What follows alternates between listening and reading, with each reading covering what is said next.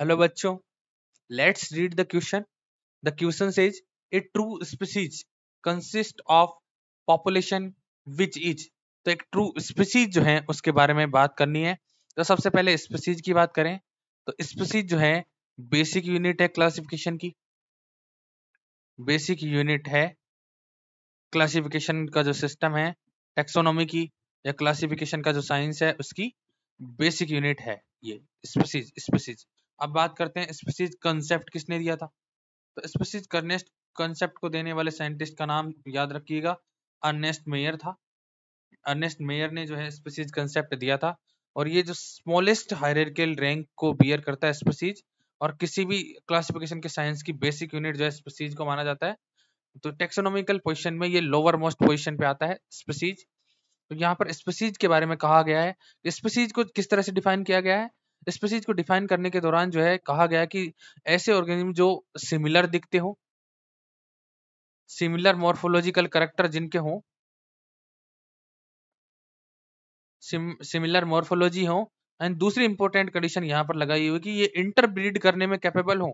अगर इंटरब्रीड करने में कैपेबल हो नेचुरली, तो फिर इनको स्पीसीज कहा जा सकता है. सिमिलर दिखने वाले ऑर्गेनिज्म जो कि इंटरब्रीड कर सकते हो, वो सेम पॉपुलेशन के कहे जाते हैं, सेम स्पीसीज के कहे जाते हैं.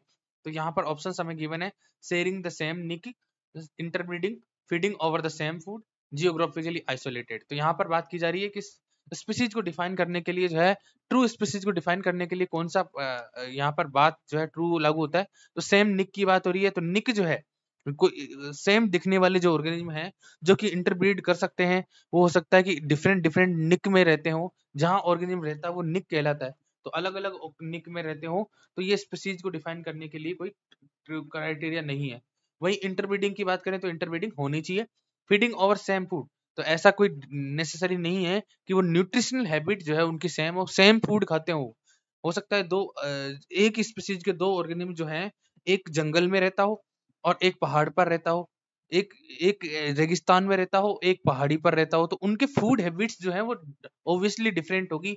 उसको जो डेजर्ट में रहता है उसको डिफरेंट टाइप का फूड अवेलेबल होता है, एंड जो जंगल में रहता है उसको डिफरेंट टाइप का फूड. तो ये क्राइटेरिया नहीं है. जियोग्राफिकली आइसोलेटेड, तो ऐसा भी नहीं है कि जियोग्राफिकली आइसोलेशन होना ही होना चाहिए उसमें. स्पीसीज को डिफाइन करने के लिए जियोग्राफिकल आइसोलेशन का होना सफिशिएंट नहीं है.